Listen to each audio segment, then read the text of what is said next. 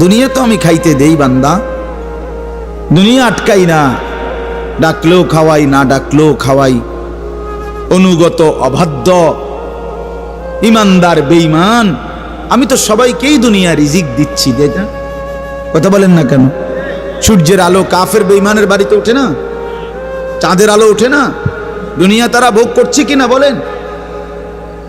আল্লাহ তাআলা বলে, বান্দা দুনিয়া খাচ্ছ, ভোগ করছো, দুনিয়া নিয়ে মাতলামি করছো, এটারে খুব তৃপ্তির কিছু মনে করো না। দুনিয়া আমি কুত্তারেও খাইতে দেই। ছেলেরা মনে রাখো, শুধু ভাত মাছ খাইতে পারতেছো আর ঘুমাইতেছো আর মোবাইল টিপতেছো আর নর্তকী দেখতেছো। আল্লাহ চেনো না, আখিরাত চেনো না, কবর চেনো না, মৃত্যু চেনো না, জাহান্নাম বুঝো না, জান্নাত বুঝো না, আল্লাহর ভয় বলতে কিছু চেনো না। শুধু মনে করছো খাইতেছো আর ঘুমাইতেছো। রাস্তার কুত্তার দিকে তাকাইও, ওই কুত্তাও খায় আর ঘুমায়, কুত্তাও খায় আর ঘুমায়, কুত্তাও পেশাব পায়খানা করে, কুত্তারও যৌন চাহিদা পূরণ হয়, এই জন্য কুকুরেরও বাচ্চা কাচ্চা হয় না?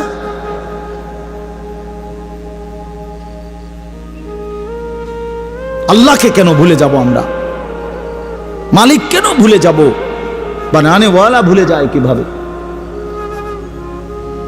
একটা সেজদা দিতে মন চায় না, এক ওয়াক্ত নামাজ পড়তে মন চায় না। তুই কোন মানুষের বাচ্চা? তোরে জন্ম দিছে কয়ে? তুই মায়ের পবিত্র দুধের 2 বছর মায়ের পবিত্র দুধের অপমান করলি না ফরমান।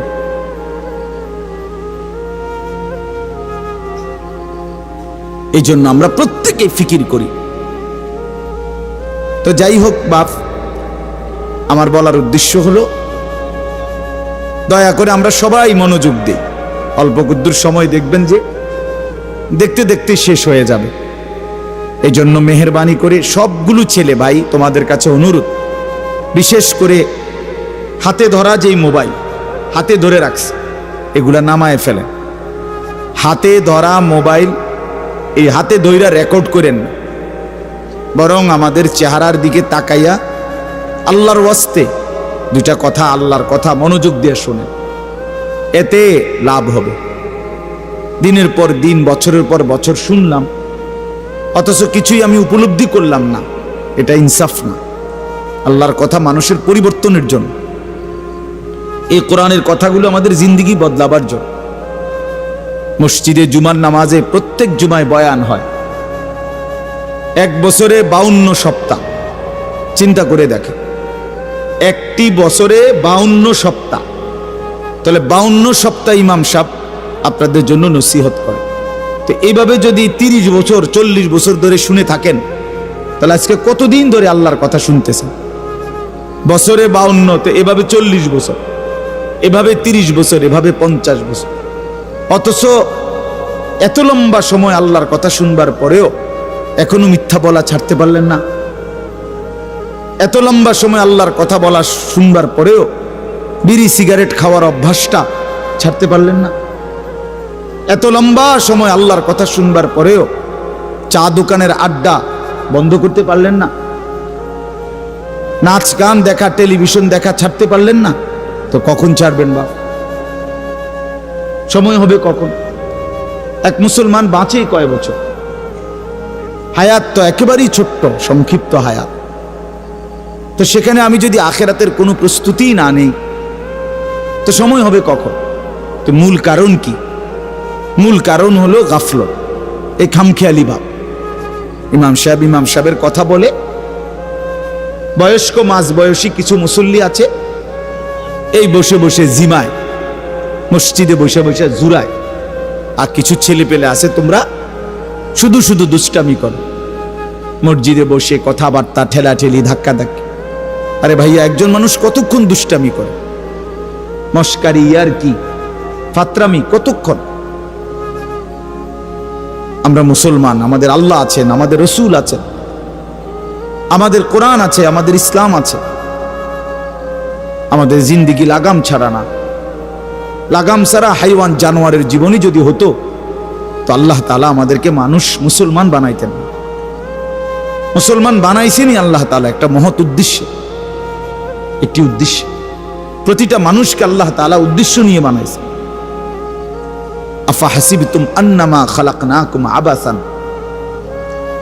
কোরআনুল কারীমের মধ্যে আল্লাহ তাআলা বলেন, বান্দা তোমরা কি এই ভেবেছো যে আমি আল্লাহ তোমাদেরকে অনর্থক বানিয়েছি? কোনো উদ্দেশ্য নাই, এমনি এমনি। ওয়া আন্নাকুম ইলাইনা লা তুরজাউন, এবং আল্লাহ তাআলা বলেন, তোমরা কি এই মনে করেছো বান্দা যে আমি আল্লাহর কাছে তোমাদেরকে ফিরে আসতে হবে না?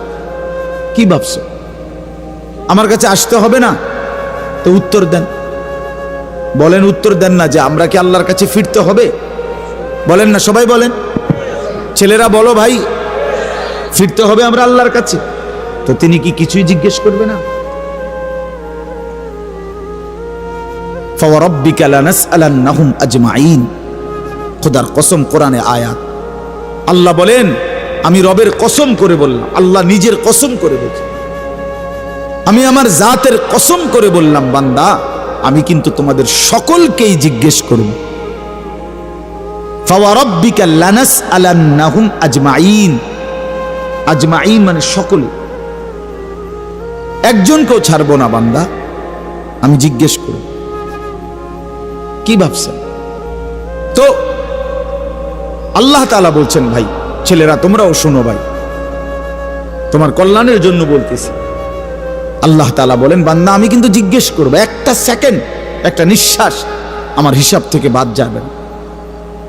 লাকাদ আহসাহুম ওয়া আদ্দাহুম আদ্দা, আল্লাহ তাআলা বলেন, আমি তোমাদেরকে বেষ্টন করে আছি এবং তোমাদের পুরা জিন্দেগি গুনে গুনে রাখছি, গুনে গুনে। হাসি কয়টা, কান্না কয়টা, নিঃশ্বাস কয়টা,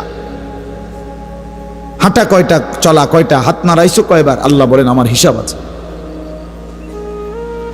মা তাসকুতু মিন ওয়ারাকাতিন ইল্লা ইয়ালামুহা, আল্লাহ তাআলা বলেন জমিনে যদি একটা পাতাও পড়ে আমি আল্লাহ জানি, কোন গাছের কোন পাতাটা পড়ছে জানে কিনা আল্লাহ জানে।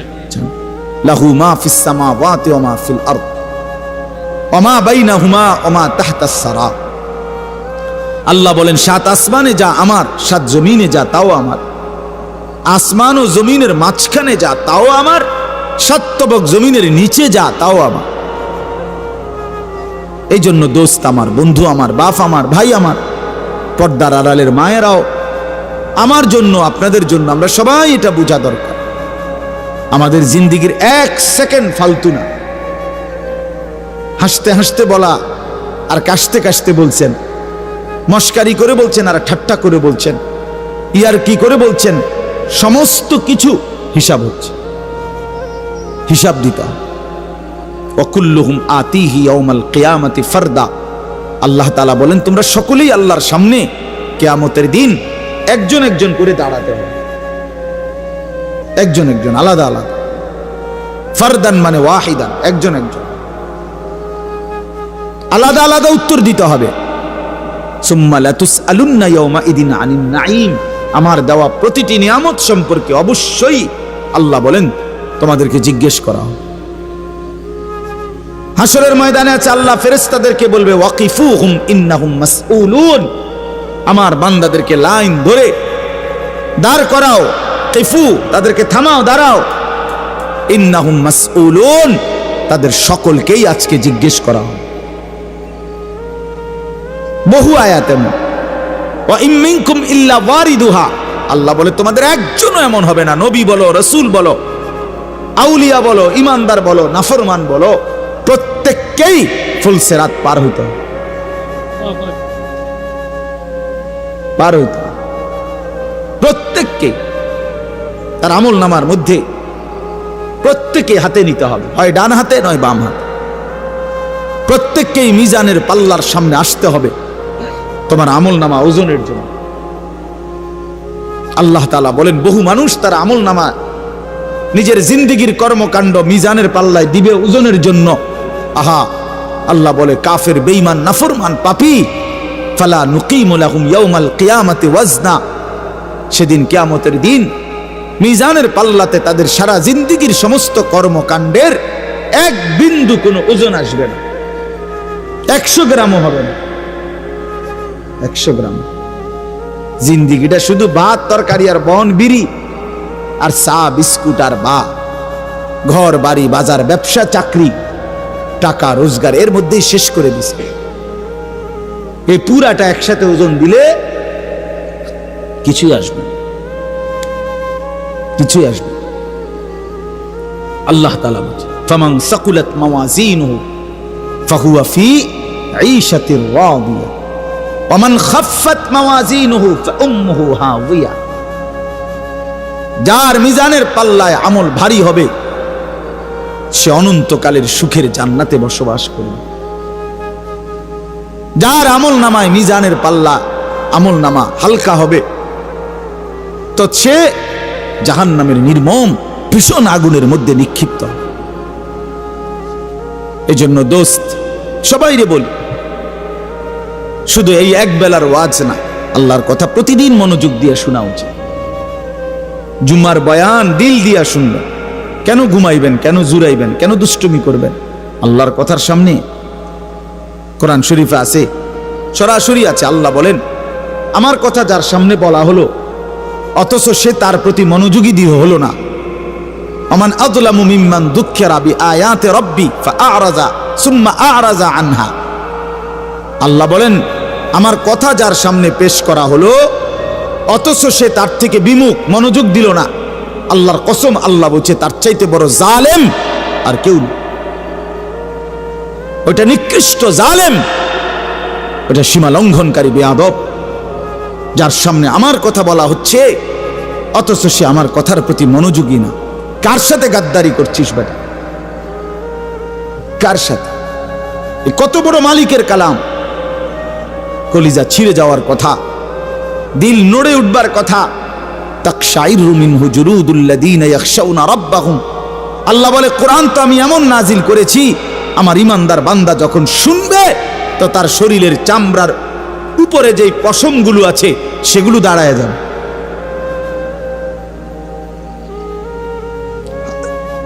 বুঝছে? এই জন্য বাপ আমার, বন্ধু আমার, এতক্ষণ লাগাই আপনাদেরকে এই কথাটাই বুঝাইতে চেষ্টা করলাম। আজকের জন্য না, জিন্দেগি পরিবর্তনের জন্য আল্লাহর কথা দিল দিয়ে শুনতে হয়। ছোট হুজুর বড় হুজুর কোনো কথা না, আপনাদের গ্রামের হুজুর আর বাহিরের হুজুর কোনো কথা না। আমিও গ্রামেরই, আমি কোনো মাটির তলের থেকে আসি নাই, চাঁদের দেশ থেকে আসি নাই, ঠিক কিনা বলেন? আমিও এক গ্রামের সন্তান, তো আলামিনও এক গ্রামের সন্তান, মৌলানা ইয়াহিয়াও এক গ্রামের সন্তান, হুজুরও এক গ্রামের সন্তান। তাহলে স্থানীয় না দূরের এটা কোনো কথা না, প্রধান বক্তা না বিশেষ বক্তা এগুলো কোনো কথা না, সকালে বলছে না আসরের পরে বলছে এটাগুলো কোনো কথা না। রাত 10টা বাজে ওয়াজ করলে উনি প্রধান বক্তা আর আসরের পরে বয়ান করলে উনি সামান্য বক্তা, এই সিদ্ধান্ত কে দিল? বলো কথা, এটা কেমনে ফয়সালা হইল? মাগরিবের পরে ওয়াজ করলে উনি বিশেষ বক্তা, তো নবী সাল্লাল্লাহু আলাইহি সাল্লাম কোনোদিন মাগরিবের পরে বয়ান করে নাই, কথা বলেন না, ফজরের পরে বলে নাই, তো আচ্ছা এটা কোনো বিষয় না, এগুলো ধোঁকা। এই প্রধান বক্তা, বিশেষ বক্তা, অল্প বক্তা, সামান্য বক্তা, সাংঘাতিক বক্তা, ভয়ঙ্কর বক্তা, সিরিয়াস বক্তা, উড়াধুরা বক্তা, এগুলো ধোঁকা। বরং আল্লাহর কথা যিনি বলেন, যখনই বলেন তিনিই দামি।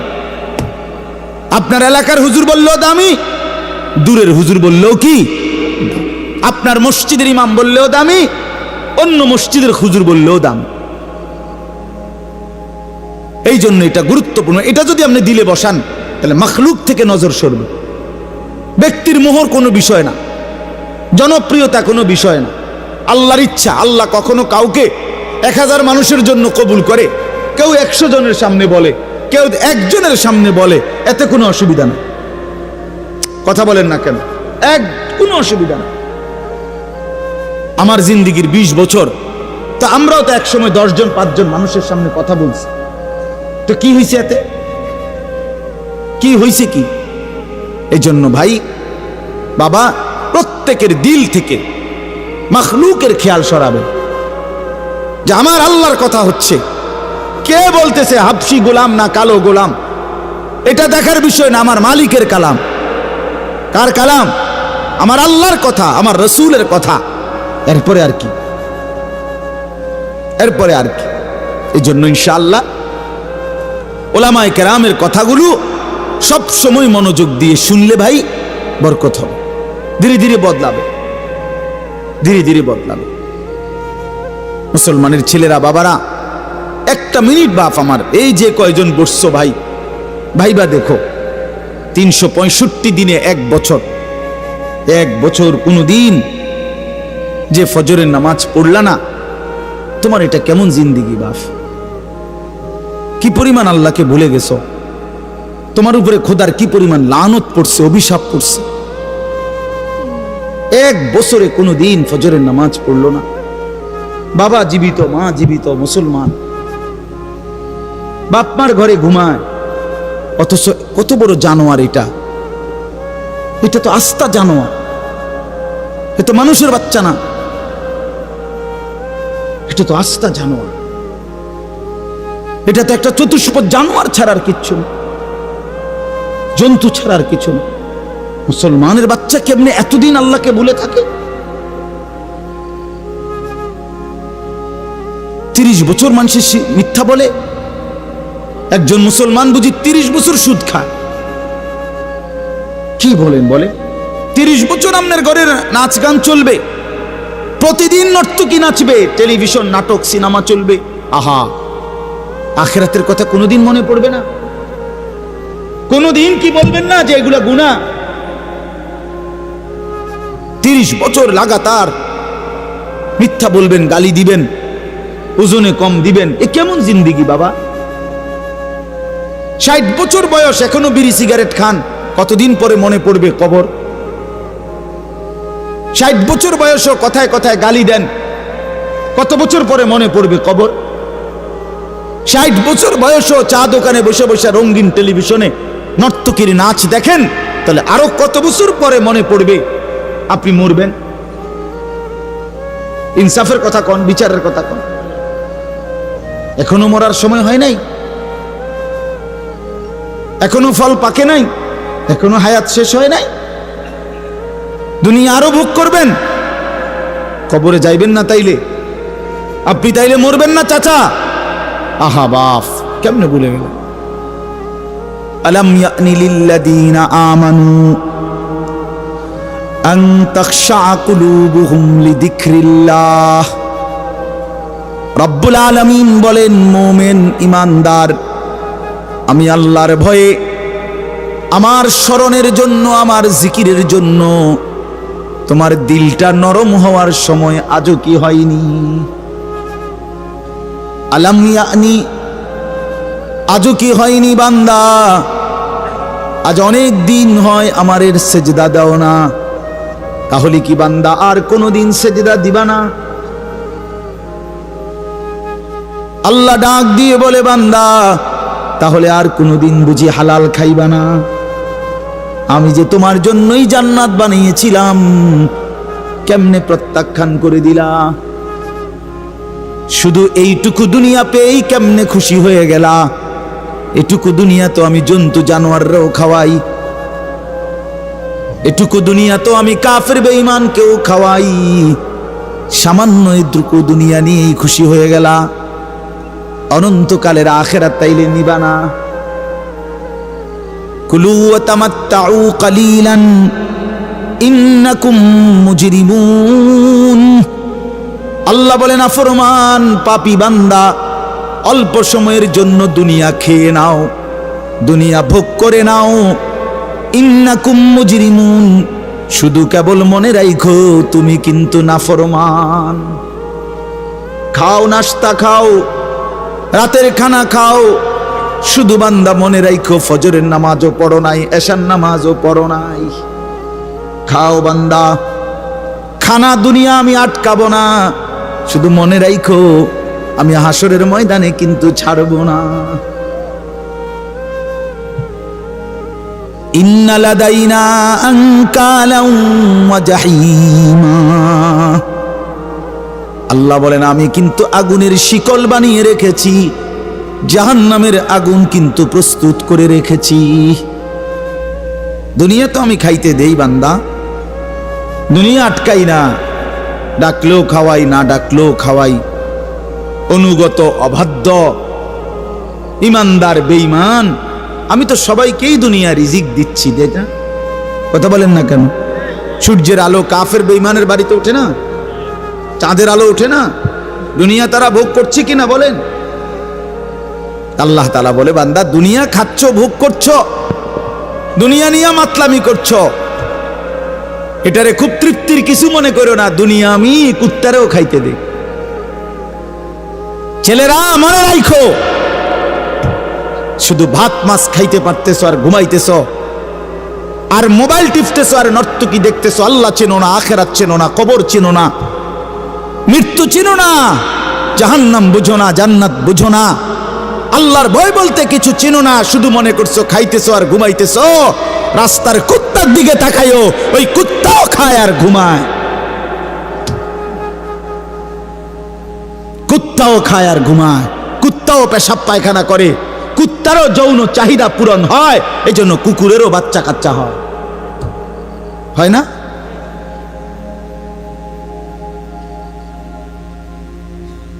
আল্লাহকে কেন ভুলে যাব আমরা? মালিক কেন ভুলে যাব? বানানে ওয়ালা ভুলে যায় কিভাবে? একটা সেজদা দিতে মন চায় না, এক ওয়াক্ত নামাজ পড়তে মন চায় না। তুই কোন মানুষের বাচ্চা? তোরে জন্ম দিছে কয়ে? তুই মায়ের পবিত্র দুধের 2 বছর মায়ের পবিত্র দুধের অপমান করলি না ফরমান।